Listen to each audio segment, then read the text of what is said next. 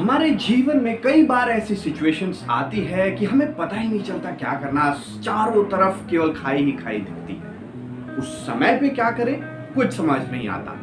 आज की कहानी इस सिचुएशन से बाहर निकलने में आपकी मदद कर सकती है। नमस्ते, आप सुन रहे हैं शक्ति सावंत को। I am a teacher and an entrepreneur in making. ये कहानी है उस जमाने की जिसमें भारत में और पूरे समाज में ही जमींदारी सिस्टम को बड़ा भाव दिया जाता था।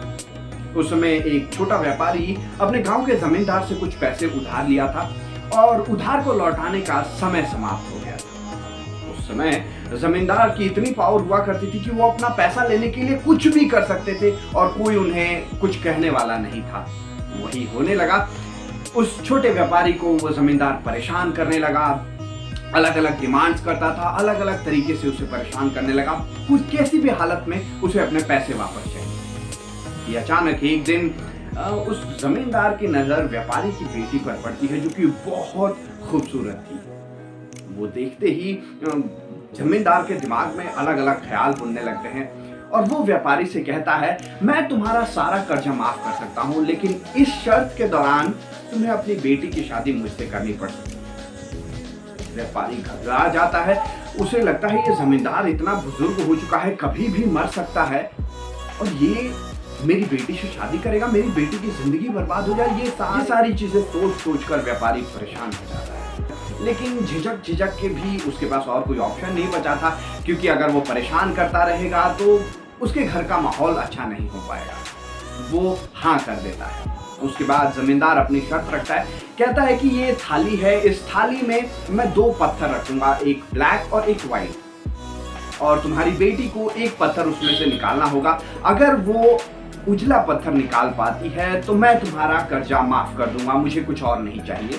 अगर वो ब्लैक पत्थर निकालती है तो तुम्हें अपनी बेटी की शादी मुझसे करनी होगी और उसके बाद मैं तुम्हारा सारा कर्जा माफ कर दूंगा। ये सुनते ही थोड़ा व्यापारी राहत की सांस लेता है, पर फिर भी बहुत टेंस होता है, लेकिन उसके पास और कोई चारा नहीं रहता है। वो हाँ कर देता है और जब वो थैली में पत्थर डाल रहा होता है तो उसकी बेटी ऑब्जर्व करती है कि ये तो दोनों ही ब्लैक पत्थर डाल रहा है।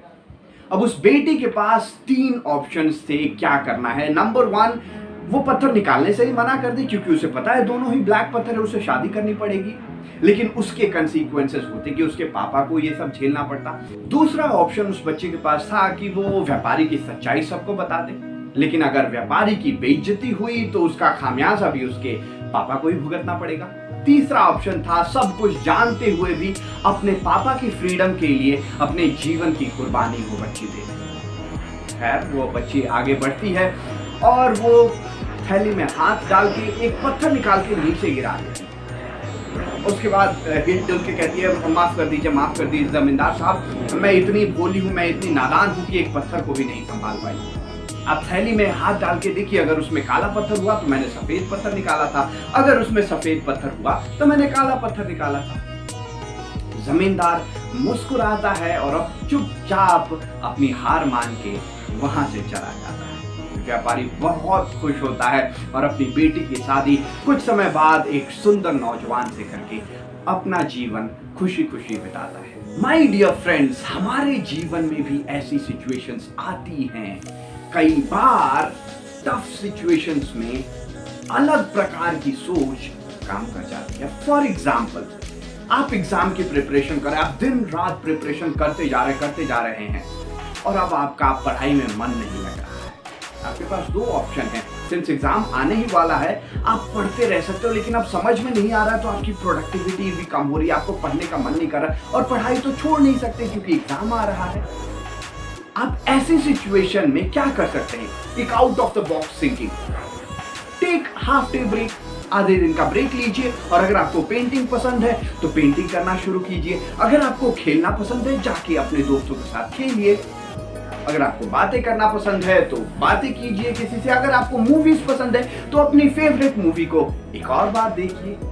ब्रेक लेना is a completely different thought, लेकिन हमेशा ये काम करता है। ये मैं नहीं कह रहा, ये साइंटिफिकली प्रूफन है कि अगर आप कोई काम बार बार करते जा रहे हैं, छोटा सा ब्रेक लेने से आप अपनी प्रोडक्टिविटी को कई गुना बढ़ा देते हैं। तो अब आप एग्जाम की प्रिपरेशन और तेजी से कर पाएंगे।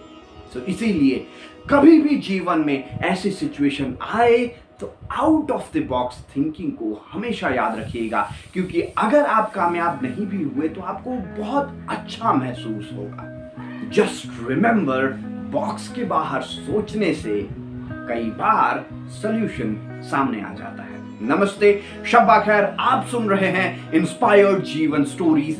We narrate to activate the power within you. Be inspired and let's inspire life, my friend.